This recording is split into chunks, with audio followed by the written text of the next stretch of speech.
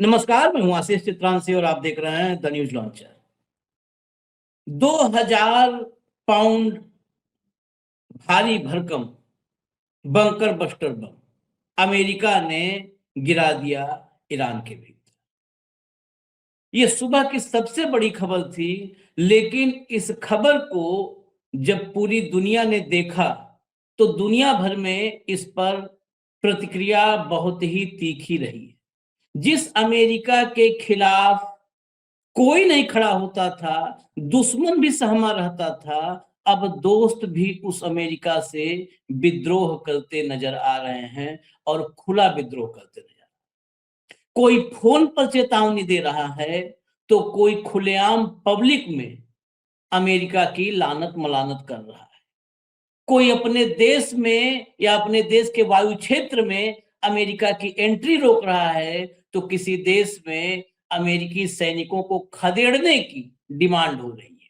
ये कोई फिलिस्तीन, लेबनान, सीरिया की बात नहीं कर रहे। ये वो देश हैं जो नेचुरली अमेरिका के अलायंस में रहे हैं, अमेरिका के साथ ही रहे हैं। वक्त और हालात ने अमेरिका का पिछलग्गू उनको बना दिया था, लेकिन कभी ये सब के सब अमेरिका के समकक्ष हुआ करते थे। वो चाहे ब्रिटेन हो, फ्रांस हो, जर्मनी हो, स्पेन हो। ये अमेरिका जो आज का अमेरिका है, आपको शायद यकीन ना हो सुनने में, इस अमेरिका में सबसे पहले स्पेन ने बस्ती बसाई थी। सबसे पहली बस्ती स्पेन में जो औपनिवेशिक शासन था वहां स्पेन का था। स्पेन के बाद वहां ब्रिटिश गए, मतलब ब्रिटेन गया, और ब्रिटेन के बाद फिर वहां पर फ्रेंच की एंट्री हुई। और जब ये अमेरिका बना तो कुछ राज्य शुरू में स्पेन से खरीदे गए, ऐसे ही खरीद के और जीत के ये 50 राज्यों का यूनाइटेड स्टेट्स ऑफ अमेरिका बना। तो ये सभी समकक्ष थे और अमेरिका जो आज का है भौगोलिक रूप से कभी इनका गुलाम भी रहा है। खैर, खबर पर अब आते हैं, मुख्य खबर पर। जर्मनी में मुख्य विपक्षी दल अमेरिका के 40,000 सैनिकों को देश से बाहर निकालने की यानी खदेड़ने की डिमांड कर रहा है। क्या अब ये नौबत भी आ जाएगी कि स्पेन ने अपना वायु क्षेत्र बंद किया, अपने बेस बंद किए, जर्मनी अपने अमेरिका के सैनिकों को भी निकाल दे? ट्रंप की बौखलाहट की ये बहुत बड़ी वजह है और ये वजह आगे और भी मजबूत होगी, क्योंकि अब अमेरिका के खिलाफ विद्रोह इन देशों में बढ़ता जा रहा है। अगर जर्मनी में ये डिमांड हो कि अमेरिका के 40,000 सैनिकों को बाहर निकाल दो, 40,000 सैनिक अमेरिका के जर्मनी में मौजूद हैं, 12 सैन्य अड्डे हैं, उनको कहा जा रहा है कि बंद करो, भगाओ, गेट आउट कर दो इसको, ट्रंप देश से बाहर।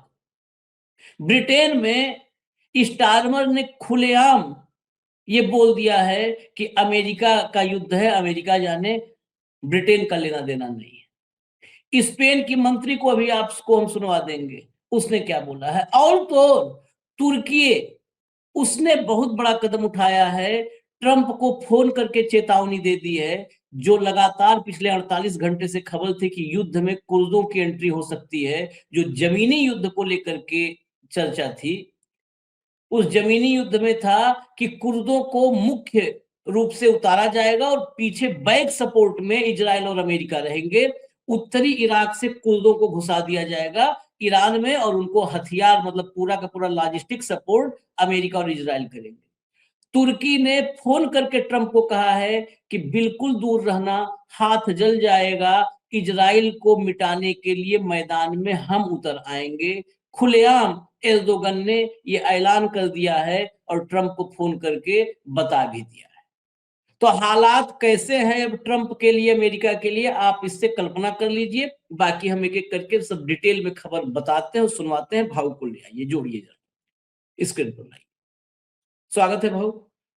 एक एक करके ये पूरे हालात। अब ये युद्ध जो है, इस युद्ध में भारत को मुझे लगता है छोड़ दिया जाए तो सभी अपनी अपनी भूमिका बिल्कुल स्पष्ट करते हुए, रेखांकित करते नजर आ रहे हैं।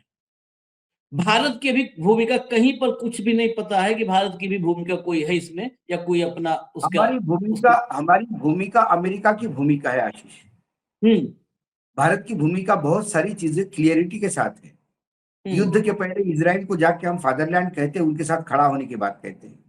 हम तमाम खाड़ी के देशों में बात करते हैं कि आपके यहाँ जो मिसाइल अटैक हो रहा है उससे नुकसान से हम करते हैं। इजराइल के अली खमेनी की मृत्यु के बाद 75 घंटे तक हम निषेध करने में डरते हैं। इसके बावजूद ईरान हमें अपना पुराना दोस्त मान के आज भी थोड़ी बहुत रियायत दे रहा है। वो मोदी सरकार को नहीं दे रहा, वो भारत को दे रहा है।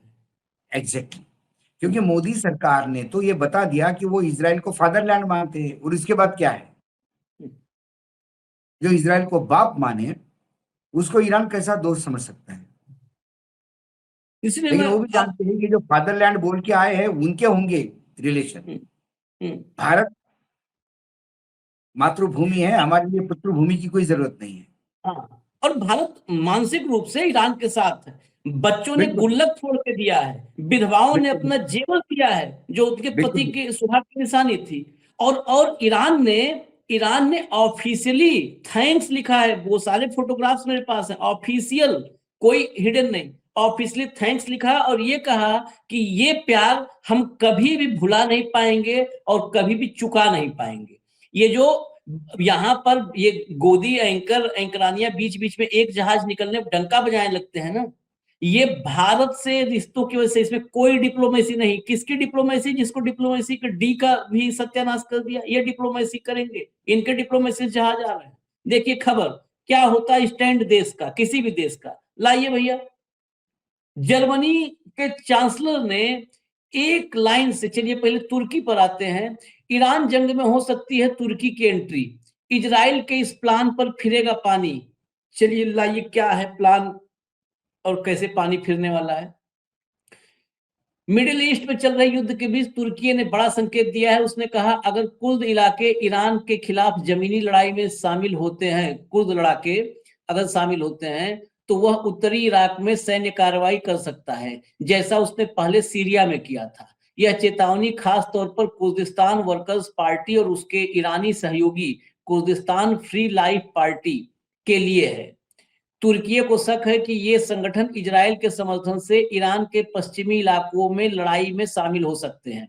इसमें तुर्की ने इजराइल का नाम ऊपर लिया है, लेकिन ये जो भी ये दोनों हैं पीकेके और पीजीएके, ये दोनों सीआईए और मोसाद, इन दोनों के सहयोग से, दोनों से ताकत इन दोनों को मिलती है। सीआईए से भी बराबर मिलती है। लेकिन एर्दोगन ने ट्रंप को चेतावनी दी है इजराइल के बहाने। 28 फरवरी से अमेरिका और इजराइल के हमलों के बाद से तुर्की लगातार चेतावनी दे रहा है कि इस संघर्ष में कुर्द लड़ाकों का इस्तेमाल न किया जाए। तुर्की के राष्ट्रपति रेसेप तैयब एर्दोगन ने अमेरिकी राष्ट्रपति ट्रंप से फोन पर बात करके साफ कहा है कि वह किसी भी आतंकी संगठन के इस्तेमाल को स्वीकार नहीं करेगा। ये सारे आतंकी संगठन हैं और सभी देशों को एक दूसरे की सीमा और अखंडता का सम्मान करना चाहिए। आगे चलिए। विदेश मंत्रालय और खुफिया एजेंसियों ने इराक के कुर्द क्षेत्र के अधिकारियों को भी संदेश दिया है कि अगर हालात बिगड़े तो तुर्की यहां भी सैन्य कार्रवाई करेगा। इसी बीच जेल में बंद पीकेके नेता अब्दुल्लाह ओकलान ने भी अपने संगठन को चेतावनी दी है कि वे इजराइल के खेल में न फंसे। पीकेके के नेता जो है वो भी इस पर अलर्ट है। माना जा रहा है कि इस बयान से हालात पर असर पड़ रहा है। दरअसल इजराइल के सीरिया, इराक और ईरान के कुर्द समूहों के साथ लंबे समय से सुरक्षा, सैन्य और खुफिया संबंध रहे हैं। कुर्द पर हमने बताया था कि इनकी आबादी 1 करोड़ से ज्यादा है और ये 1 करोड़ 1.5 करोड़ के आसपास की आबादी है। ये इराक, जो उत्तरी इराक है, उससे उत्तरी इराक से लगी हुई जो ईरान की सीमा है, सीरिया और टर्की, इन चारों देशों में इनका पॉकेट है। और ये पूरा मतलब अलग अलग पॉकेट नहीं, अगर ये एक चौहद्दी खींच दिया जाए तो पूरा एक ही इनका वो है जो 4 देशों में है। ये बड़े लंबे समय से इनका इस्तेमाल अमेरिका और इजराइल दोनों किए हैं। इस पूरे आर्टिकल में सिर्फ इजराइल पे था, अमेरिका और इजराइल दोनों ने किया है। इराक युद्ध में भी अमेरिका ने इनका कुर्दों का इस्तेमाल किया था, कुर्द विद्रोहों का। पेशमर्गा करके इनके लड़ाके कहे जाते हैं, बहुत आज से नहीं, बहुत जमाने से, मतलब दशकों से, जब मतलब 100 साल पहले भी उनका इस्तेमाल होता था, ऑटोमन साम्राज्य के जमाने से। तो वो पेशमर्गा लड़ाके हैं, उनको उनकी मतलब बहादुरी और उनको ये माना जाता है वो कफन बांध करके युद्ध करते हैं। इराक में जब युद्ध हुआ सद्दाम के खिलाफ, तो उसमें जो है कुर्द विद्रोहों का इस्तेमाल किया। यहाँ पर खुद अमेरिका, इजराइल तो बिल्कुल बाहर हो चुका है, अमेरिका भी चाह रहा है कि इस युद्ध में अपने सैनिकों को न उतारे, तो अपने को सेफ करके कुर्दों को उतार दे कि ये मरे भिड़े, और जब ये जिस पॉकेट में बढ़ते जाए वहां पर हम जो है फिर पीछे से अपने ट्रूप्स को पॉकेट पॉकेट में उतारते जाए। तुर्की और अमेरिका के संबंध बहुत बहुत घनिष्ठ हैं, इसमें कोई दो राय नहीं। तुर्की में अमेरिका के बहुत महत्वपूर्ण इस्टेब्लिशमेंट हैं, और ये तुर्की ही है, पहले कई बार बता चुके हैं। जब क्यूबा संकट 1962 में पैदा हुआ था, तो उसमें दो मतलब आमने सामने अमेरिका और रूस थे, और दोनों के पीछे जो दो देश थे वो तुर्की और क्यूबा थे। तुर्की में परमाणु मिसाइलें तैनात की थी अमेरिका ने, और कनेडी था, और खुश्चेव ने उसके जवाब में हाँ, क्यूबा में परमाणु मिसाइलें तैनात की थी। तो क्यूबा जो है उसको cancer in the throat of America कहते थे। बिल्कुल अमेरिका को लग के एक आइलैंड है क्यूबा, बहुत छोटा देश, और वहां रशिया ने इतनी मिसाइलें तान दी थी कि पूरा अमेरिका हिल गया था।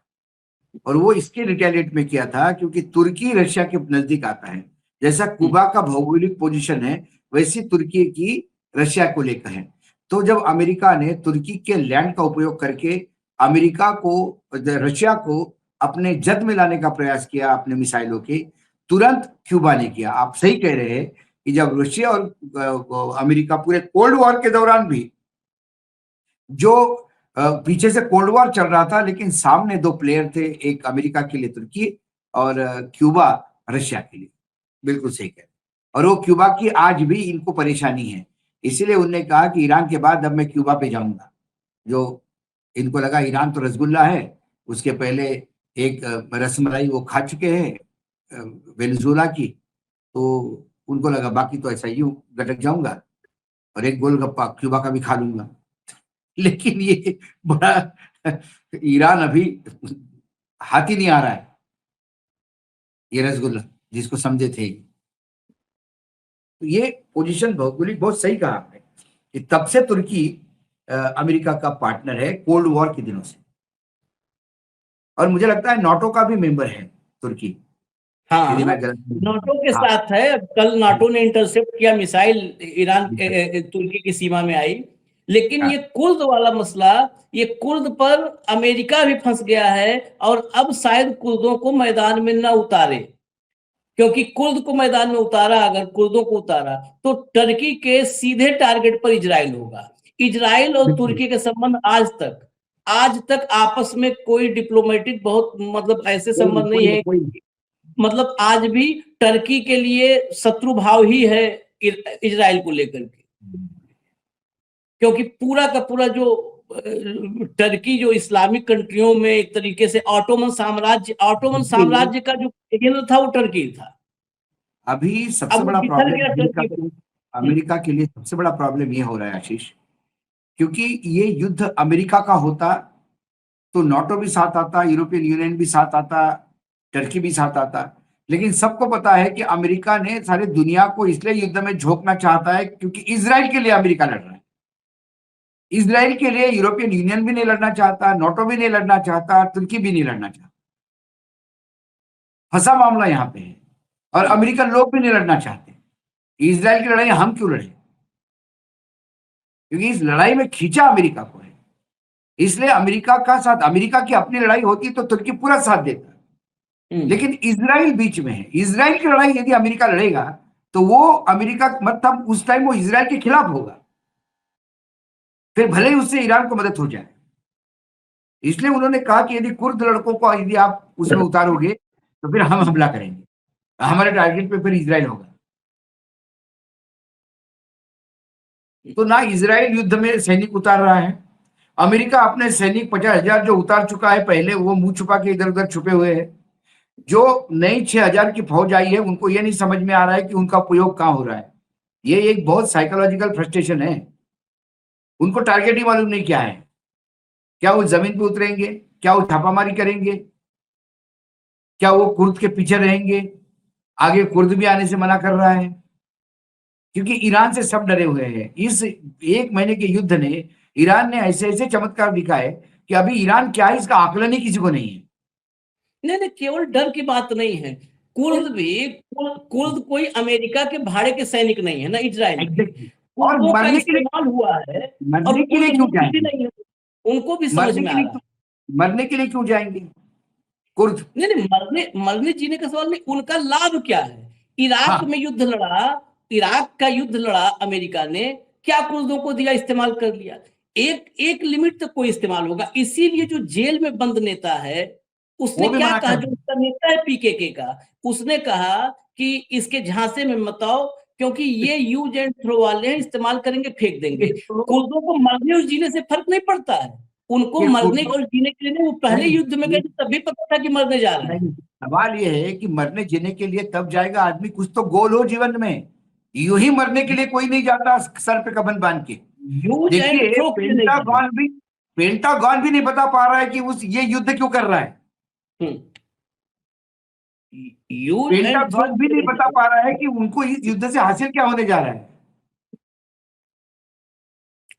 जाना। उन्हें ये ऐसे ऐसे ऐसे जो भी विद्रोही गुट हैं, या ऐसे जिनका इस्तेमाल किया जा सकता है आंतरिक गुट, इनको कभी टारगेट वगैरह से मतलब भी नहीं रहता। इनको ये रहता है कि हमारे हितों को ये ध्यान में रखेंगे। इन्हें टारगेट लक्ष्य से मतलब नहीं रहता कि इनको ये बता ब्रीफ करना मैं पड़े ये कि कह रहा हमारे हूँ, लक्ष्य क्या है। इनको ब्रीफ नहीं करनी होती। यदि इनका टारगेट ईरान, सपोज अमेरिका कहता है कि आपको ईरान में घुसना है, टारगेट ईरान है, फायदा क्या है, किस लिए, क्यों? आप कहते हैं इसलिए। आपने सही कहा, इराक में यूज हुआ, क्या मिला इराक के बाद? एग्जैक्टली कि इनको ये ब्रीफिंग नहीं, इनको अपना कि हमें क्या मिल रहा है, आप हमें क्या कमिट कर रहे हो, हमें क्या दे रहे हो, और पहले आपने हमको कमिट करके क्या दिया है। ये आज वो एनालाइज करने की स्थिति में है और कर रहे हैं, क्योंकि कई युद्धों में उनका इस्तेमाल हुआ है। जरा आगे चलते हैं, अगला लाइए, अगली खबर पे आइए। ये कुल ट्रंप की हरकतों से डूबेगी यूएस की लुटिया, इस देश में उठी अमेरिकी सैनिकों को निकालने की आवाज। जरा चलिए खबर के भीतर।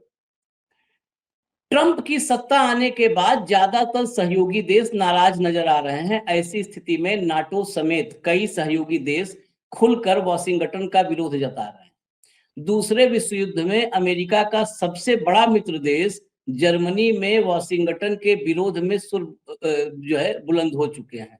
वहां की दक्षिणपंथी पार्टी ने वहां की दक्षिणपंथी पार्टी ने देश में तैनात 40,000 अमेरिकी सैनिकों को भी बाहर निकालने की मांग की है। इसके साथ ही अमेरिकी और सहयोगी देशों के बेस और परमाणु हथियारों को भी देश से बाहर निकालने की बात की गई है।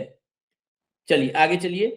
द्वितीय विश्व युद्ध के बाद सबसे करीबी मित्र देश बना था, और द्वितीय विश्व युद्ध में यही जर्मनी तबाह हुआ था।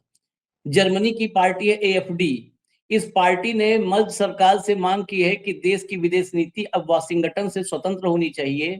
पार्टी के नेता टीनो चुपाना ने एक बैठक में कहा कि जर्मनी को सहयोगी देशों के परमाणु ठिकानों और सैन्य अड्डों को भी खत्म कर देना चाहिए। इसकी शुरुआत 40,000 अमेरिकी सैनिकों को देश से बाहर निकालकर करना चाहिए। 40,000 सैनिक, और बता देते हैं इसमें क्या क्या है स्टेब्लिशमेंट। देखिए, जो मीडिया रिपोर्ट से उसके मुताबिक जर्मनी में अमेरिका के 40,000 से ज्यादा सैनिक तैनात हैं, 12 से ज्यादा सैन्य अड्डे मौजूद हैं। वर्तमान में जर्मनी का जो रामस्टाइन एयरबेस है, यहीं से ईरान पर हो रहे मिसाइल और ड्रोन हमलों का निर्णय लिया जा रहा है, रामस्टाइन एयरबेस से। इसकी वजह से जर्मनी को आशंका है कि इसको भी निशाना बनाया जा सकता है। इस एयरबेस के आसपास अमेरिका का कंट्रोल इतना ज्यादा है कि इस क्षेत्र को यूरोप का मिनी अमेरिका तक कहा जाता है। यानी जर्मनी के भीतर मिनी अमेरिका रामस्टाइन एयरबेस के आसपास बना रखा है। वो पूरा इलाका है जर्मनी में, लेकिन कंट्रोल्ड बाय यूएस, पेंटागन। चलिए हटा दीजिए अब इसको, हटा दीजिए। भाऊ जर्मनी 45 के बाद 1945 के बाद सबसे करीब रहा, और करीब रहा तभी तो मिनी अमेरिका बसा है वहां, करीब रहा तो।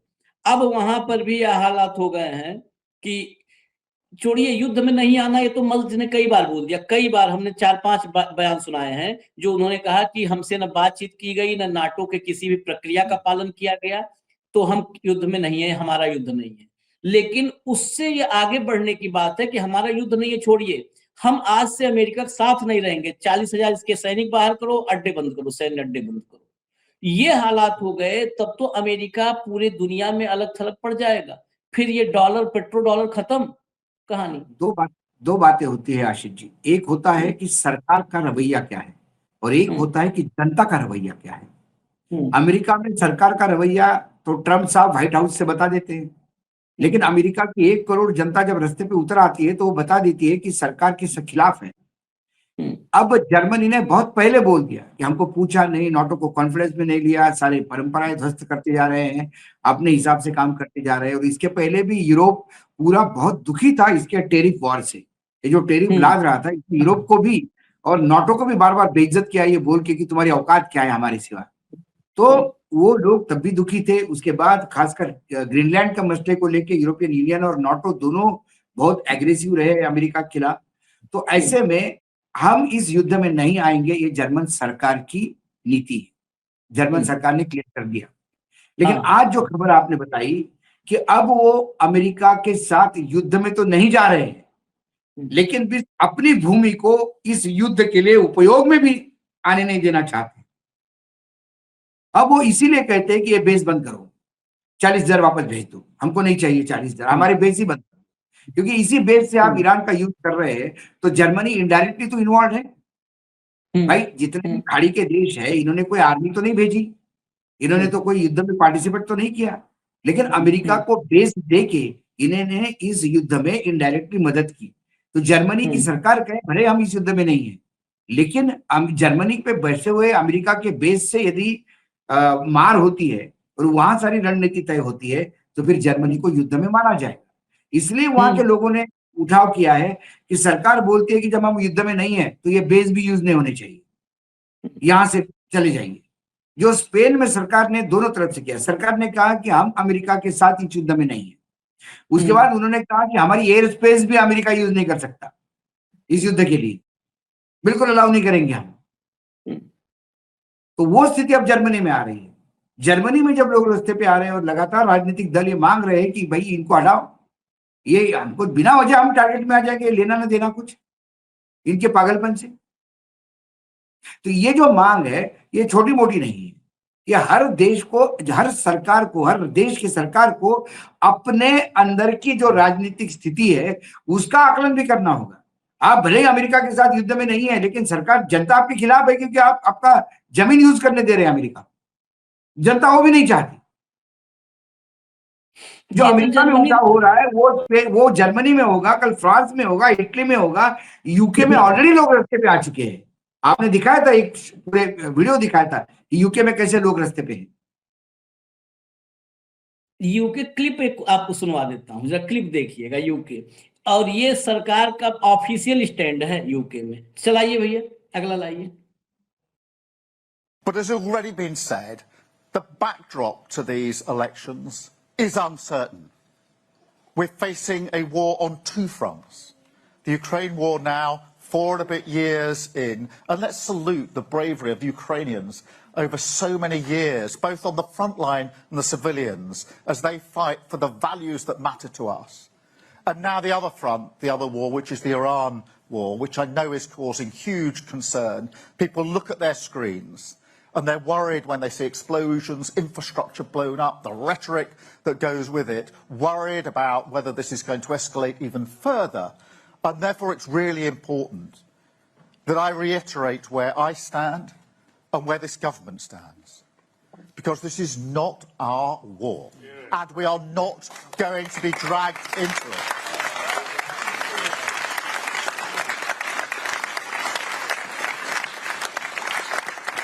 Yes, of course, we will defend British lives and British interests in the region, and we'll stand by our allies in the Gulf region. but we're not going to get dragged in. That's my values, that's my principles, and that's what we've applied to our decisions, whatever the pressure and whoever it's coming from. But what a contrast if you took Kemi Badenoch or Nigel Farage.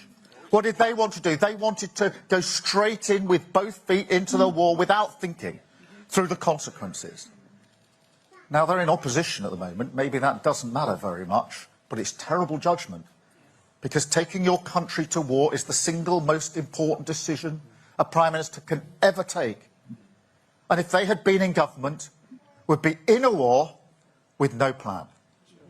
Then you've got Polanski. He thinks that with a war on two fronts, now is the time to give up our NATO membership. Now is the time to start negotiating with Putin over our nuclear deterrent. We'd be left so weak and so exposed if any of those individuals were in government. And it's really important, therefore, that we stick to our principles, stick to our values, and show the leadership that's needed in a time like this. भाऊ, इससे clear क्या होगा? एक line में ताली कब बजी? ताली कब बजी? उन्होंने कहा कि हम दो वॉर फ्रंट पे लड़ रहे हैं। एक टेरिफ वॉर, जिससे हमारे देश के हर इंसान के रोजी रोटी पे सवाल उठता है, और दूसरा ईरान का वॉर। ये युद्ध हमारा नहीं है, इस युद्ध में हम नहीं है। हम अलाइज के साथ है, लेकिन इस युद्ध में बिल्कुल नहीं है। ये टाइम है कि पुतिन से बात की जाए, न्यूक्लियर डिसआर्मामेंट के लिए बात की जाए। क्लियर करके दिया कि ये हमारा युद्ध नहीं है, हम इसमें नहीं है। एक प्राइम मिनिस्टर युद्ध में जाने की घोषणा कर सकता है, डिसीजन ले सकता है, लेकिन हम अपने आप को इस युद्ध में झोंके क्यों? सभी का सवाल यही है। जैसे ही बोला, mock me, all you want, but I am not joining this war. I can't send British kids to die for your lust. I cannot send British kids to die for your lust. It is not our war. It is not our war. दन तालियां बजी। लोग, मैंने क्या कहा, लोग नहीं चाहते युद्ध, और सबको पता है इस ट्रंप ने ये यदि मुंह पे ताला लगा था तो थोड़ी बहुत इज्जत रह जाती इसकी। ये जो छिछोरापन करता है, जापान के प्राइम मिनिस्टर को बेइज्जत करता है, फ्रांस के प्राइम मिनिस्टर को बेइज्जत करता है। अभी किसी ने कहा कि फ्रांस के प्राइम मिनिस्टर ने ऐसा कहा कि उस युद्ध से दूरी बनाएंगे, रखें। अरे बोले वो उसको अभी उसकी जनता उठा के फेंक रही है, वो चुनाव हार रहा है, छोड़ो उसकी बात, क्या करना। किसी को कहेगा तुम्हारी औकात क्या है, किसी को कहेगा तुम कौन हो, तुम्हें किसी को बोलेगा मेरा पिछवाड़ा चाट ले। मतलब क्या क्या बात करता है ये आदमी। सामान्य इंसान, इसके घृणा हो गई इस आदमी के बाद से। ये दूसरे देश का क्या कहेगा? इसके देश में 1 करोड़ लोग सड़क पर। अरे इसके व्हाइट हाउस पर घृणा कर रहे हैं लोग, इसके अपने लोग इसके खिलाफ बोल रहे हैं, इस्तीफा दे के जा रहे हैं कि नहीं करना तुम्हारे साथ काम, पागल हो तुम। स्पेन की चर्चा हमने की थी। स्पेन की मंत्री ने ऐलान जो किया है, जरा हम आपको सुनवा देते हैं, क्योंकि जब हमने बताई थी खबर तो ये बयान नहीं आया था। सुनवा देते हैं जरा। Desde el primer momento se le trasladó clarísimamente al ejército americano y चलाइए se autorizan las bases y por supuesto tampoco se autoriza la utilización del espacio aéreo español para actuaciones que tengan que ver con la guerra en Irán, para ir a una guerra contra la que estamos totalmente en contra, en la que no creemos, que nos parece profundamente ilegal y profundamente injusta. ये जो है इनका साफ एक line में ऐलान है कि अमेरिकी एयर स्पेस वगैरह बंद कर दिए जा रहे हैं। और ये बहुत महत्वपूर्ण इसलिए भी है कि रोटा और मोरान, जैसे वहां पर था जर्मनी का बेस बताया, वैसे ही स्पेन के 2 बेस, रोटा जो है ये नेवल बेस था, बेस है, था क्या है, और मोरान ये एयर बेस। रोटा और मोरान, इन दोनों का अमेरिका इस्तेमाल कर रहा था, शुरू में करना चाह रहा था। वॉशिंगटन का जो पूरा वॉर के लिए स्ट्रेटजी थी, स्ट्रेटजी का हिस्सा था रोटा और मोरान। और रोटा और मोरान की अहमियत इसलिए भी है क्योंकि अमेरिका के जो भी फाइटर जेट आते हैं तो वो अटलांटिक पार करके दक्षिणी स्पेन के रास्ते भूमध्य सागर से जो है फारस की खाड़ी और ईरान तक अप्रोच करते हैं। और जो रिफ्यूलिंग पॉइंट उनका है, वो रिफ्यूलिंग पॉइंट यही मोरान है, मोरान। और खासकर B-52, B-1, B-52 जो ये बंकर बस्टर जिससे गिराते हैं, B-1, B-52, F-15, F-35, इनके जितने घातक विमान हैं और इतने नहीं, जो टैंकर्स हैं उन सब के लिए मोरान, उसको बंद कर दिया। एक आखिरी सवाल जो बहुत मतलब थोड़ा सा तकनीकी है, लेकिन युद्ध के समय में सनसनी तो सब जगह चर्चा हो रही है, तकनीकी चर्चा भी होनी चाहिए मुझे लगता है। बार बार ट्रंप एक बात कहता है कि नाटो खत्म कर दूंगा, नाटो में सारा पैसा हम देते हैं, नाटो में सारा पैसा हम देते हैं। बात वो गलत नहीं कहता है, नाटो में सबसे ज्यादा पैसा अमेरिका देता है। लेकिन क्या यूरोप को ये बात समझ में आ गई है कि पैसा वो देता है, जितना पैसा देता है, मतलब गाय को जितना चारा खिलाता है उससे ज्यादा दूध दूहता है। इस नाटो का इस्तेमाल यूरोप के किस देश ने कब और कितना किया है, ये यूरोप के देशों को मुझे लगता है समझ में आने लगा है। नाटो का इस्तेमाल, पैसा वो देता है, लेकिन नाटो का जो की संयुक्त ताकत है उसका इस्तेमाल भी तो वही करता है। पूरी दुनिया में परमानेंट कहीं ना कहीं युद्ध कौन लड़ रहा है? वो अमेरिका लड़ रहा है ना। इसका मतलब नाटो बना लिया अपने फायदे के लिए और उसका इस्तेमाल किया जा रहा है सबको लेकर के। नाटो किस लिए बना था? नाटो आक्रमण करने के लिए नहीं बना था। नाटो एक दूसरे को सेफ्टी के लिए बना था कि हम नाटो के देश है, यदि हम पे कोई आक्रमण करता है तो हमको सबको साथ मिलकर उस आक्रमणकारी को औकात दिखानी है। यहां नाटो पे किसी ने आक्रमण नहीं किया है। नाटो के एक मेंबर ने जाके ईरान पे आक्रमण किया है और वो नाटो को कहता है कि तुम मेरे साथ चले जाओ। नाटो ये आक्रमण करने का यूनियन नहीं था, ये डिफेंस सिक्योरिटी का प्लेटफॉर्म है और ये आक्रमण कर रहा है। बेसिक फर्क है। तो वो कहते हैं कि यदि हम पे ईरान खुद होकर आक्रमण करता तो हम पूरा नाटो आ जाता।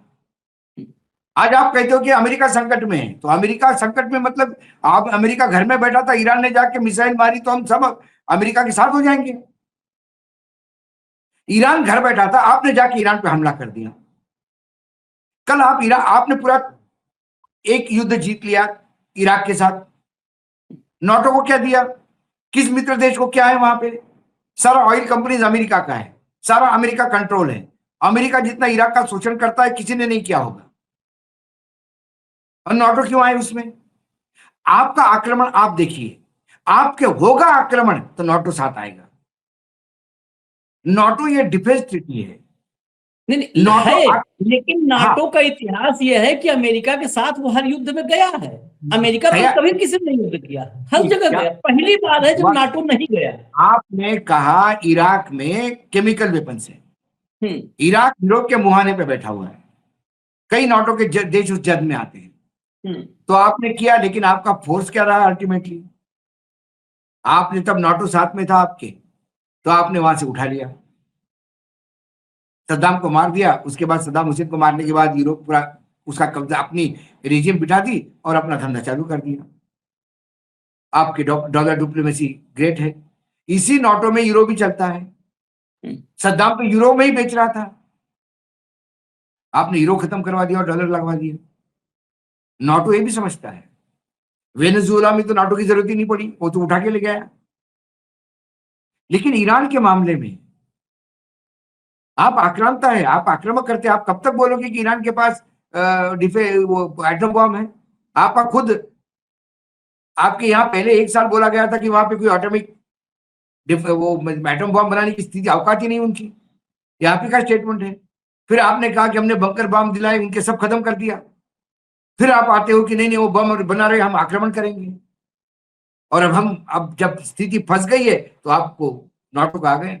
अच्छा, फिर होता है कि आप थोड़ा कॉन्फिडेंस में ले लीजिए, थोड़ी बात करिए तो नाटो साथ भी देगा। आप पहले नाटो की जरूरत नहीं है, नाटो की औकात नहीं है, हम नहीं तो नाटो नहीं है। हमारी स्ट्रेंथ ही नाटो है, मतलब नाटो की स्ट्रेंथ अमेरिका है। विदाउट अमेरिका नाटो इज नील। ठीक है भैया, नील है। इंग्लैंड की जरूरत नहीं मुझे, स्पेन मूर्ख है, उसकी औकात दिखा दूंगा, ये सारी आपने स्टेटमेंट दे दी है। अब आप फंस गए तो आप बोलते हो सब आ जाओ। हर देश की जनता भी होती है आशीष, जरूरी नहीं हर देश की जनता भारत जैसी मरी हुई हो, कि जहां ट्रंप अपने को रोज जूते मारते फिर भी ट्रंप के लिए यहाँ हवन करते हैं लोग, रोज अभी भी जूते चल रहा मारते होगा। हैं। कहीं न कहीं हवन चल ही रहा होगा। बाकी देशों में हाँ, यदि किसी किसी अमेरिका के राष्ट्रपति ने किसी के खिलाफ बोला, किसी देश के खिलाफ बोला, तो पूरी जनता उसकी रिएक्शन देती है। वो किसी राष्ट्रपति या प्रधानमंत्री को मूर्ख नहीं कहता, वो उस देश पे हमला होता है। वहां लोग अखबारों में एडिट लिखे जाते हैं, जन जागरण होता है, अमेरिका ने ऐसा कैसा बोल दिया हमारे राष्ट्रपति के खिलाफ। हमारे यहाँ तो बोलते हैं कि ये हमारा स्टेट प्लेयर है, हमारा पंटर है।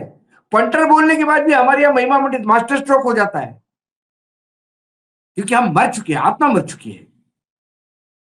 11 हमारे साल रगों में में ये देश को ये पता ही नहीं कि उसकी अस्मिता क्या है। मंच से मोदी बताते हैं ना कि खून में सिंदूर, यहाँ खून में सिंदूर नहीं, खून में गुलामी दौड़ती है।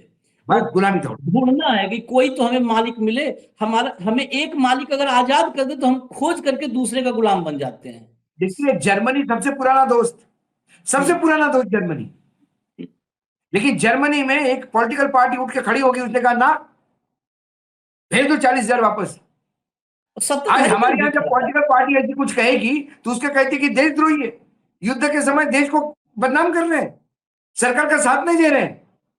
सरकार यदि आत्मघाती कोई कदम उठाए तो भी देश में साथ दे, सभी साथ दे। अमेरिका साथ नहीं दे रहा, वहां की जनता रास्ते पे उतर रही है। ये ईरान युद्ध ने, मुझे लगता है एक लाइन में, कि एक नाटो का चैप्टर, नाटो को समझिएगा आप लोग भी, नाटो का चैप्टर, इस दुनिया भर में नाटो की ताकत सबसे बड़ी ताकत मानी जाती थी, वो भी चैप्टर लग रहा है क्लोज होगा। क्योंकि नाटो, अब उसमें एक एग्जाम्पल ये भी है, इराक की चर्चा की थी भाऊ ने अभी, कि इराक जीतने के बाद भी इराक में जो कंबाइंड फोर्सेज हैं वो तैनात हैं, आज भी तैनाती है उनकी। उन कंबाइंड फोर्सेज में से स्पेन ने अपने सैनिकों को वापस बुला लिया इराक से, कि हमारे उनको सैनिक भी वापस। वो इराक में रह के करेंगे क्या? अमेरिकन कंपनियों की हिफाजत, डॉलर की हिफाजत, सारा ट्रेड अमेरिका उठा के ले जाता है। आज तक तो तैनात ही थे। ये कह रहा हूं कि ईरान युद्ध उस चैप्टर को क्लोज करता आ रहा है, क्योंकि यही ईरान युद्ध अमेरिका को बाकी सभी देशों को एक्सपोज कर रहा है। इस ईरान ने यूरोपियन यूनियन को रिडिफाइन किया, ये ईरान नाटो को रिडिफाइन करने जा रहा है, इस ईरान का युद्ध यूनाइटेड नेशंस को रिडिफाइन करने जा रहा है। ये ईरान पूरा साउथ ईस्ट एशिया के पॉलिटिकल का जो मूवमेंट है, पोलराइजेशन है, उसको रिडिफाइन करेगा। खाड़ी के देशों को रिडिफाइन करेगा। जो कटार कहता है कि हम सब आपस में पड़ोस में भाई है भैया, हम एक दूसरे के साथ मिलकर रहना चाहिए। चलिए फिर अगले अपडेट के साथ आते हैं। अभी फिलहाल इजाजत दीजिए हमें। धन्यवाद भाव, बहुत बहुत धन्यवाद, नमस्कार।